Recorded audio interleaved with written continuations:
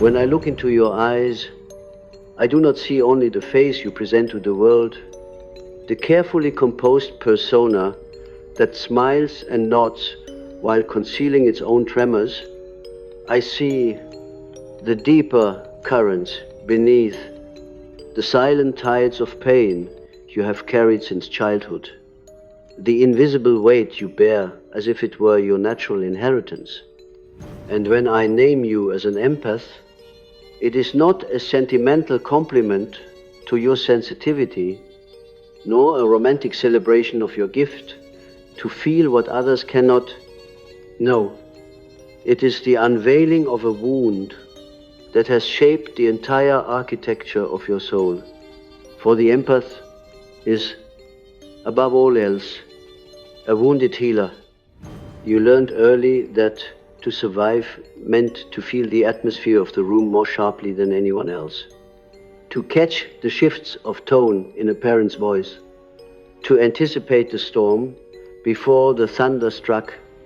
Your nervous system became the instrument of divination, alert to the moods of others, trained to soothe, to placate, to absorb. You survived by disappearing into the suffering of others, by becoming the vessel through which their unspoken darkness could be carried. And yet, in doing so, you abandoned yourself. You learned to heal without ever turning that healing inward. You became the wounded healer who never healed.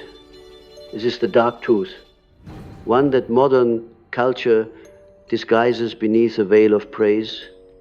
We love to exalt the empath, to crown them as saints of compassion, as light workers sent to rescue the broken.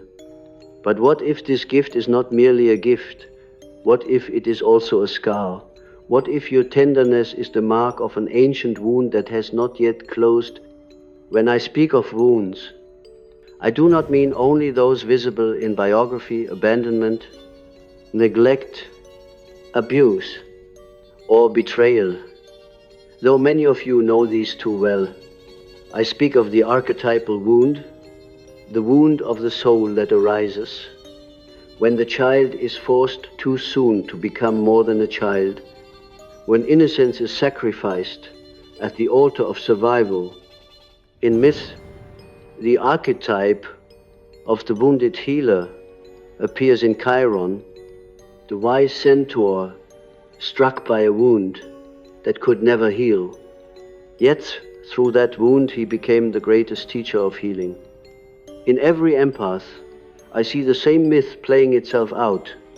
The wound that makes you sensitive is the wound that never closes. And the medicine you pour into others is the very medicine you deny yourself. Why do you deny it? Because somewhere within you, there is the secret conviction that your worth lies in your usefulness to others. If you stopped absorbing their pain, if you stopped tending to their needs, who would you be? The void of your own neglected self would rise, and you fear its vastness, so you keep giving, even when the giving drains you, even when the healing becomes a slow self-erasure. But listen carefully, what you call empathy may in fact be unconscious possession. You are not merely sensing others, you are inhabited by them. Their anger, their sadness, their fear seep into your porous boundaries and nest within you. You walk away from encounters heavy, confused, burdened, yet unable to discern what is yours and what belongs to another. This is the shadow of empathy, the dark side of compassion that no one speaks about. It is not love, it is compulsion. It is not healing, it is identification, and it keeps you bound to a cycle where you are both savior and victim, healer and sufferer, giver and hollowed out shell. To truly understand this, you must confront your shadow. For the empath's shadow is precisely the refusal to acknowledge their own wound. You prefer to lose yourself in the drama of others rather than descend into the silence of your own pain. You speak of your gift to feel, but you rarely speak of the terror of feeling yourself. You call yourself compassionate, but underneath it lies fear. The fear of being abandoned if you were not needed. The fear of being seen in your own weakness. This is why the empath often finds themselves magnetically drawn to those who are broken, chaotic, or narcissistic. You find yourself in relationships where you are the caretaker, the healer, the rescuer, while your partner feeds on your light and leaves you drained, and still you stay. Why?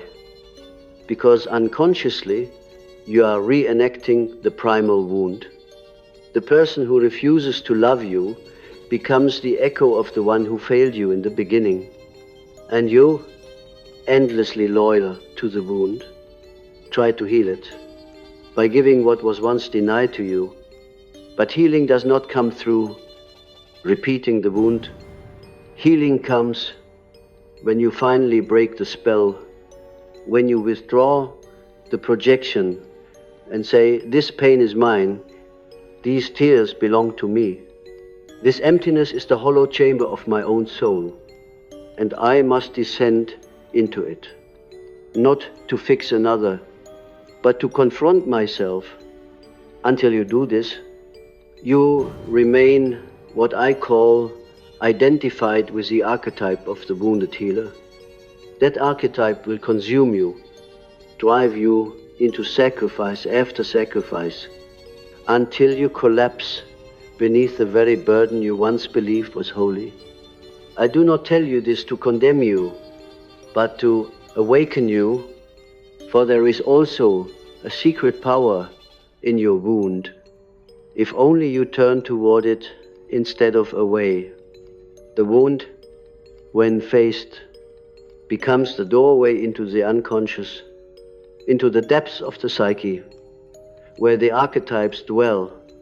It is through the wound that the unconscious speaks to you in dreams, in symbols, in synchronicities. It is through the wound that the self, the deeper totality of who you are, calls you to wholeness, but you resist.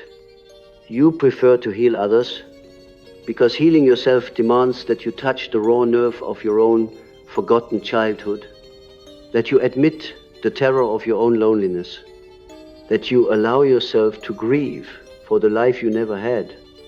This is the crucifixion of the empath, the moment when you turn away from the endless salvation of others and descend into your own Golgotha, carrying the cross of your personal wound. And yet, paradoxically, only here does resurrection come.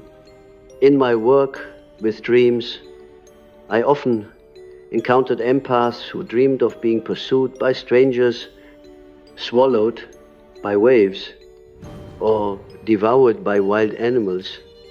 These were not random nightmares, but the psyche's attempt to show them how much they had been devoured by others, how little of themselves remained intact. The unconscious was crying out, reclaim your soul before it is consumed entirely. Do you see now why the dark truth must be spoken? The empath is not merely an angelic figure radiating light. The empath is also the shadow carrier, the one who unconsciously agrees to hold the sickness of the tribe, the poison of the family system, the repressed grief of a generation. Unless you awaken, you will become the scapegoat of the collective, the sacrificial lamb who absorbs what no one else dares to face. Yet, if you awaken, if you dare to face your own wound, to draw the poison from your own flesh, you will no longer be a slave to this archetype.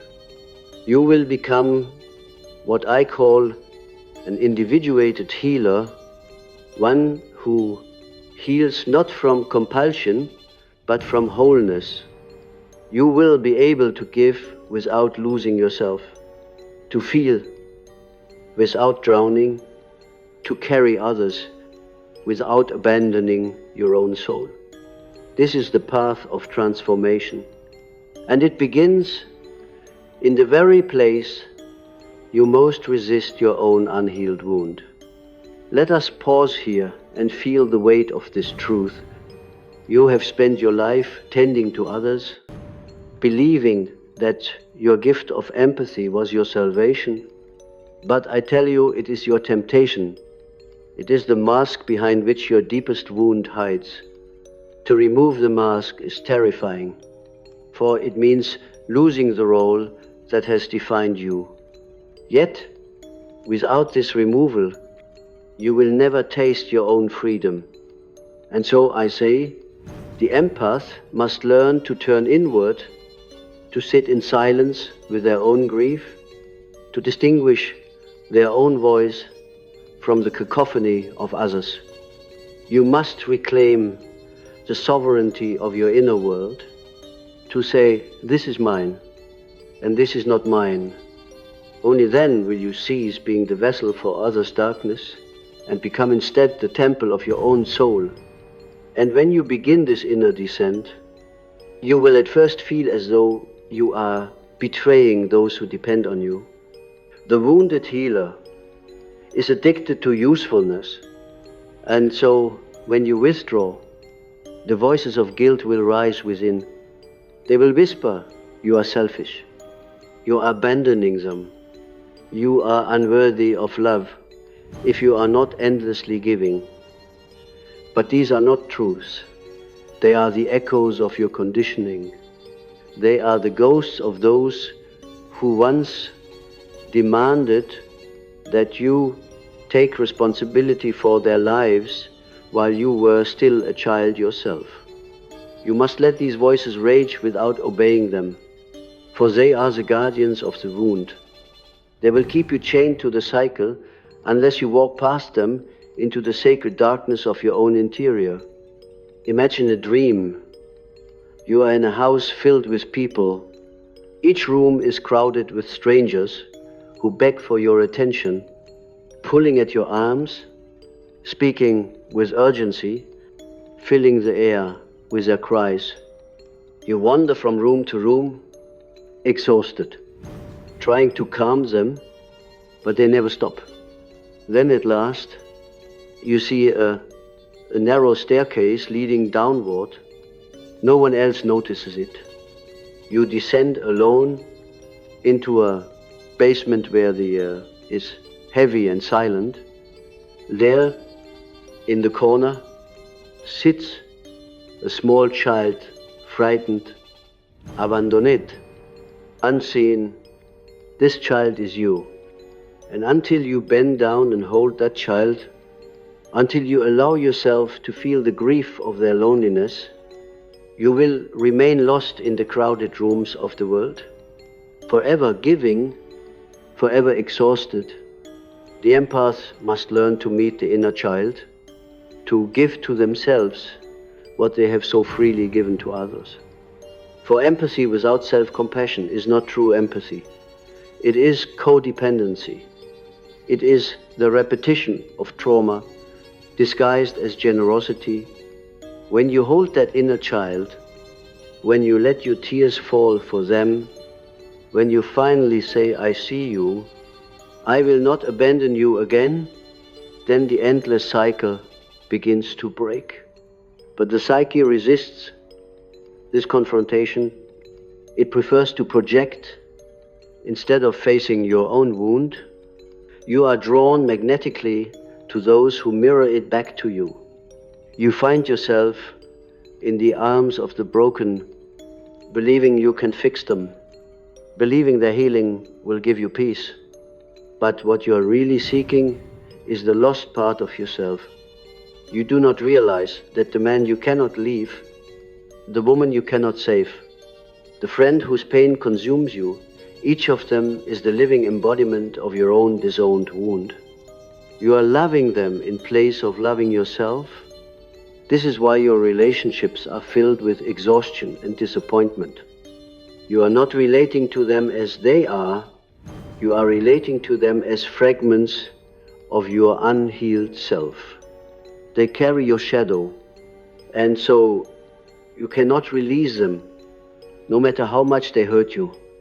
This is the archetypal trap of the wounded healer, to pursue wholeness through another instead of claiming it within. You must understand the unconscious is not sentimental. It does not care for your conscious ideals of love or loyalty. It seeks integration, balance, the union of opposites, and so it will send you again and again into situations that force you to confront your own shadow. If you refuse to see it, the lesson will repeat. The empath who avoids their wound will find themselves in endless cycles of betrayal, depletion, and heartbreak, until at last the truth cannot be ignored. I once knew a woman who dreamed of carrying a basket filled with broken glass. She walked carefully, terrified of dropping it, bleeding from her hands, but unable to put it down. In her waking life, she was a nurse, devoted entirely to the care of others, yet secretly tormented by depression and loneliness. When we explored the dream, it became clear the basket of glass was the pain of everyone she carried, and the blood was her own life draining away. Only when she realized that the basket was not hers to carry, did she begin to feel the possibility of freedom. You must ask yourself, what baskets of broken glass are you carrying? Whose grief, whose rage, whose despair have you taken into your body, as if it were your duty? And what would happen if you set it down? The fear that arises at this thought is the threshold you must cross. It is the fear of emptiness, the fear that if you are not defined by others' needs, you will vanish into nothingness. But it is not nothingness you will find, it is your own soul. The archetype of the wounded healer is ancient, but it is not the final form of your destiny. Beyond it lies the archetype of the healer who has passed through their own wound and emerged whole. This figure does not heal from compulsion, but from abundance, not from guilt, but from freedom. Their presence heals not because they sacrifice themselves, but because they radiate wholeness. They are no longer entangled in the suffering of others, but they can meet that suffering with clarity and compassion. This is the transformation that awaits you if you dare to turn inward. Yet the path is not linear. You will descend and rise, fall back and awaken again.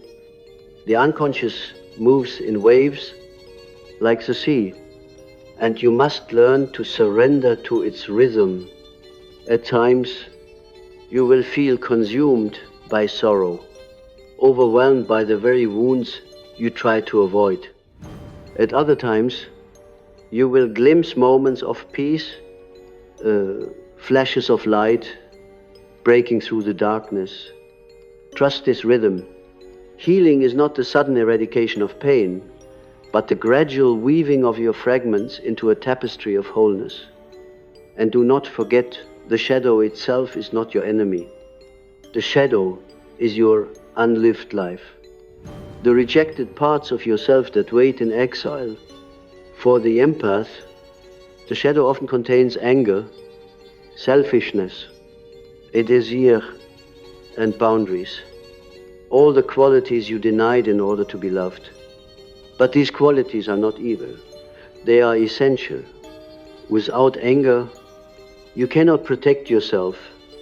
Without desire, you cannot feel your vitality. Without boundaries, you cannot distinguish yourself from others. To integrate the shadow is to reclaim these powers and bring them back into your being. You fear that if you embrace your shadow, you will become cruel, selfish, unloving. But this is illusion.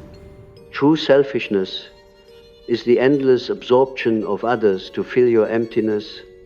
True cruelty is to abandon yourself for the sake of pleasing others. When you claim your shadow, you do not become less empathetic, you become more authentic. You learn to give from a place that does not destroy you. You learn to love without losing your soul. So I ask you now, are you willing to descend into the wound? Are you willing to face the child in the basement? To release the basket of broken glass? To embrace the shadow you have long rejected? If you are, then your path as an empath will no longer be a sentence of exhaustion, but a journey of transformation. You will cease to be the unconscious carrier of others' pain and become instead the conscious healer who embodies both light and darkness. For wholeness is not found in light alone. Wholeness is the marriage of light and shadow, the union of the conscious and the unconscious, the integration of the healer and the wounded child. This is individuation, the path to the self, and it is here, in this union, that the true power of the empath is revealed, not as a martyr who bleeds for others, but as a soul who shines from the fullness of being. And yet, as you walk deeper into this path, you must prepare for loneliness. The empath's transformation is not greeted with applause by those who once fed upon your endless giving. They will call you cold, selfish, distant. They will accuse you of abandoning them because your healing threatens the unconscious contract that kept them comfortable. You must learn to endure these accusations without collapsing back into the old role. For every soul that awakens must pass through a valley of solitude where the familiar bonds dissolve and new ones are not yet formed. This solitude is not punishment, it is initiation. Think of the alchemical process. The materia, the raw substance, must first be dissolved, broken down, reduced to chaos before it can be transformed into gold. The empath, too, must be dissolved of their illusions, their compulsions, their need to be needed. It feels like death, and in truth, it is a kind of death, the death of the false self who lived only for others. But this death is sacred. It is the nigredo, the dark night of the soul, from which new life emerges. Do not resist this darkness. Do not rush to escape it with premature positivity or shallow affirmations. Let yourself feel the emptiness fully, for in that emptiness lies the fertile soil of transformation. The unconscious will send you dreams, symbols, synchronicities. Pay attention. Perhaps you will dream of wandering through a forest at night, or standing before a vast ocean, or descending into caves. These images are not random. They are the psyche guiding you through initiation. Trust them, for they are the language of the soul. I recall the dream of a man who found himself wandering in a labyrinth of mirrors. In each mirror, he saw not his own face, but the faces of those he loved, those he cared for, those who leaned upon him. He searched desperately for his own reflection, but could not find it. At last, in the deepest chamber, he found a shattered mirror, and in the fragments, distorted and jagged, his own eyes stared back. When he awoke, he wept, for he realized that he had been lost in the reflections of others all his life, and only through the breaking could his true face be seen. This is the task before you, to shatter the mirrors, to find your own face again. You must stop defining yourself by the pain you absorb, the healing you provide, the usefulness you offer. You must ask, who am I when I am no longer their savior? Who am I when the room is empty? When the noise of others fades? When I sit alone in the silence of my soul, it is in this silence that the true self emerges, not the persona of the healer, not the mask of the empath, but the eternal spark that has been hidden beneath the wound. And here lies another paradox. When you find yourself, you become a truer healer than ever before. For now, your healing is not driven by compulsion, but by authenticity. You do not heal to earn love. You heal because love overflows from within you. You do not absorb others' pain unconsciously. You witness it with clarity, discerning what belongs to them and what belongs to you. You become like a mirror polished by suffering, reflecting back to others their own truth without losing your own image in the process. But this transformation demands sacrifice, the sacrifice of illusions, of false roles, of unconscious loyalties. It may demand that you leave relationships that have defined you, that you walk away from those who drain you, that you release identities you clung to for safety. This is why few choose the path of individuation. It asks everything of you. But what is the alternative? To remain forever enslaved to the archetype, forever carrying wounds that are not yours, forever healing others while bleeding silently within. The empath who does not awaken becomes the archetypal scapegoat. They are cast again and again into roles of sacrifice, taking upon themselves the sins of the collective, the sickness of the family system, the grief of the community. They become the lamb led to slaughter, and they believe it is holy. But I tell you, it is not holy to abandon your soul. The true sacred act is to honor the self, for only then can you serve life authentically. In myth, the wounded healer is also the shaman. The shaman descends into the underworld, suffère dismemberment, death and rebirth, and returns with medicine for the tribe. But note this carefully. The shaman does not return until they have integrated their own wound. If they remain broken, their medicine is poison. If they deny their wound, their healing is counterfeit. Only when they have faced death and been reborn can their gift be true. The empath must follow the same path, not deny the wound, not worship the wound, but pass through it into transformation. And so, when you feel the weight of exhaustion, when you are drained from carrying others, when your soul cries out in silence, do not rush to fix it. With more giving, stop, turn inward. Ask yourself, what part of me have I abandoned? What child waits in the basement of my soul? What shadow waits to be integrated? Then sit with it, breathe with it, weep with it. This is the beginning of real healing.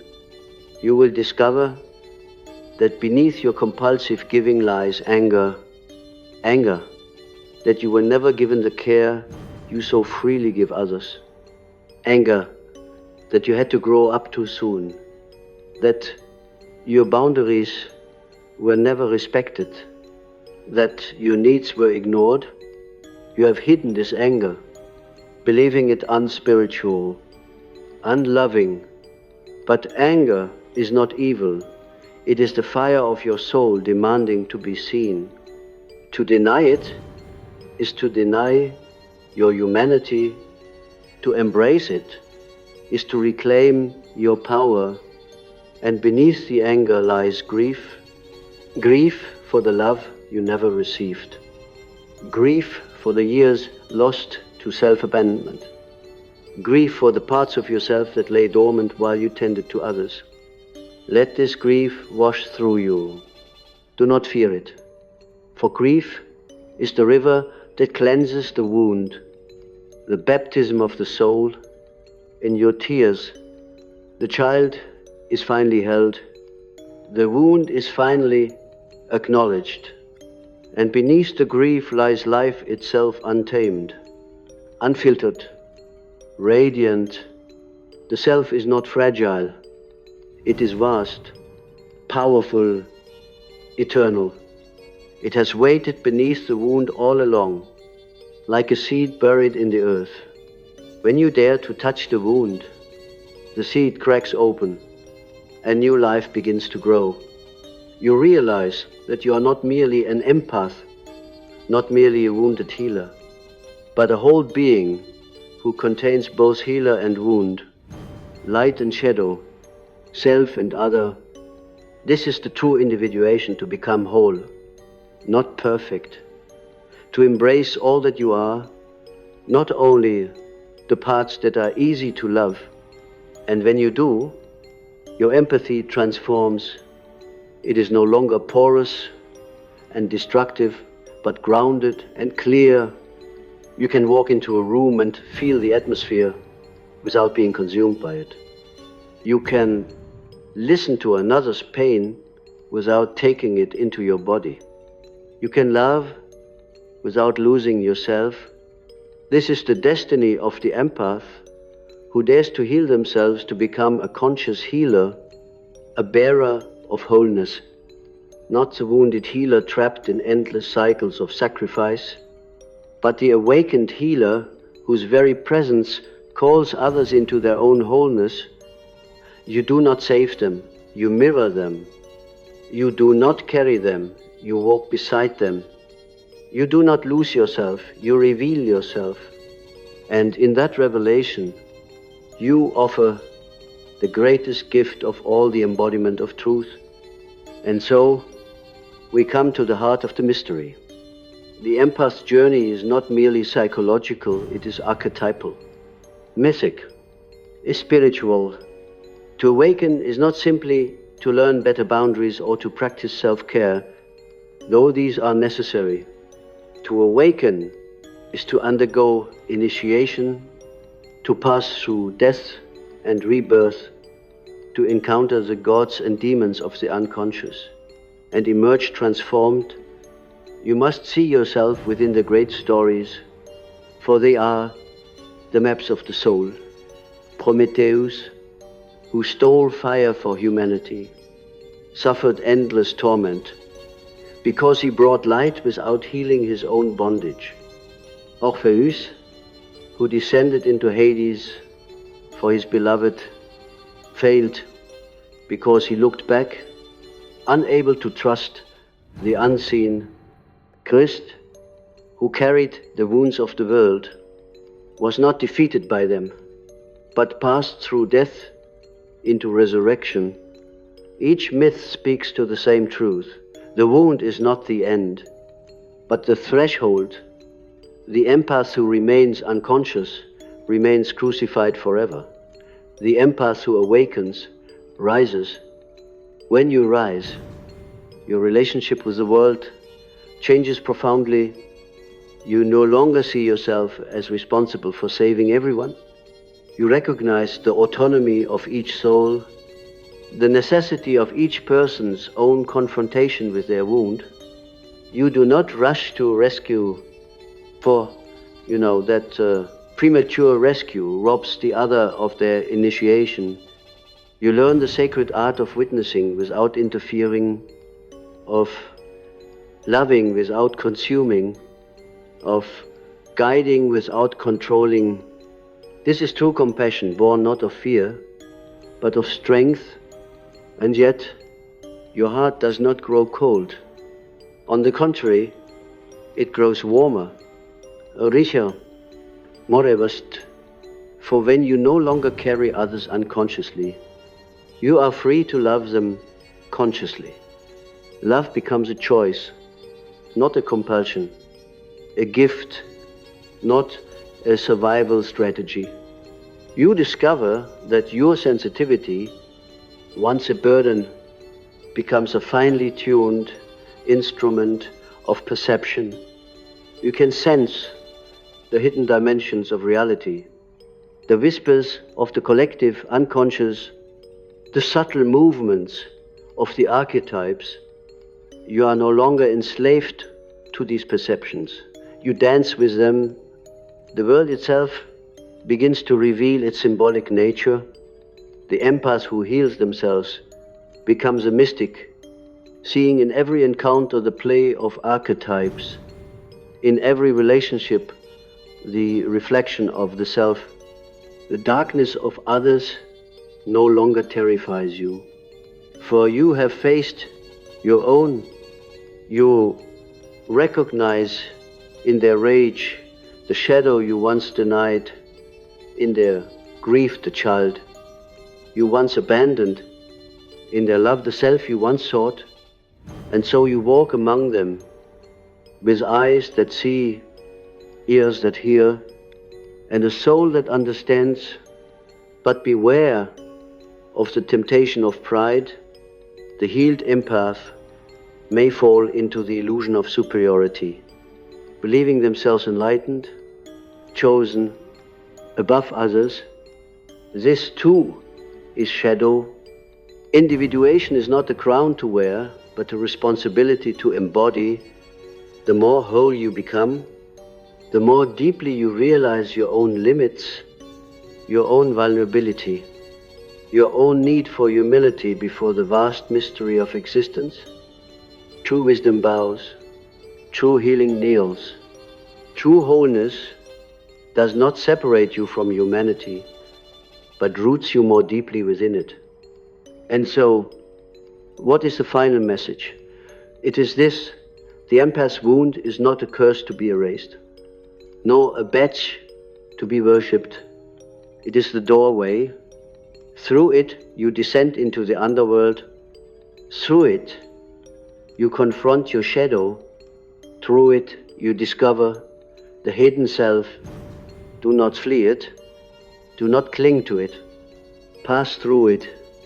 For only then will you embody the paradox of the wounded healer, one who heals precisely because they have faced their own wound, one who gives precisely because they have learned to receive, one who loves precisely because they have embraced their own unloved self. The collective needs such souls now more than ever. We live in an age of projection, where people cast their shadows onto enemies, lovers, tribes, nations. We live in an age of noise, where everyone shouts but few listen. We live in an age of hunger, where souls starve for authenticity, depth, and truth. The awakened empath is not a savior of the world, but a mirror to it. By embodying wholeness, you call forth wholeness in others. By living the truth of your own soul, you ignite the souls around you. But never forget, it begins with you, not with them, not with the collective, not with the archetype. It begins with you, with your wound, your shadow, your grief, your anger, your child. It begins in the basement of your own soul, where you sit alone with the one you abandoned long ago. If you can hold that child, if you can love that shadow, if you can honor that wound, then you will have crossed the threshold. Do not be afraid of this work. Though it feels like death, it is life. Though it feels like loss, it is gain. Though it feels like darkness, it is light concealed. Trust the process. Trust the symbols. Trust the self that guides you through dreams and synchronicities.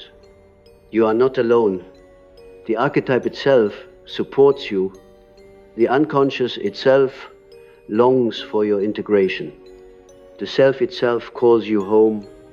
And when at last you emerge, when the wound has been faced, when the shadow has been embraced, when the self has been glimpsed, you will understand why you were chosen to carry this burden, not to suffer endlessly, but to transmute, not to be destroyed, but to be remade, not to be the savior, but to be the whole one.